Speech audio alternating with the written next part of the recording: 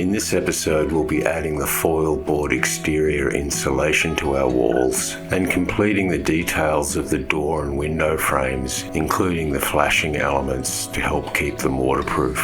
I'll also be installing the timber-treated battens, which is part of the passive house design system that creates an air gap between the outside skin of the wall and the inside insulation. To achieve the 40mm thick window buff, I'm using 2 layers of 20mm thick pine glued on top of each other. When I'm satisfied it's in the correct position, I add 8-gauge countersunk screws. I then work my way around the sides and top of the frame, adding the other pieces.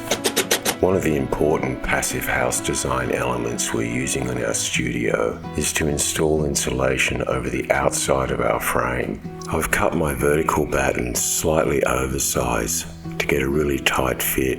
It also helps them stay in place before we add the fixings.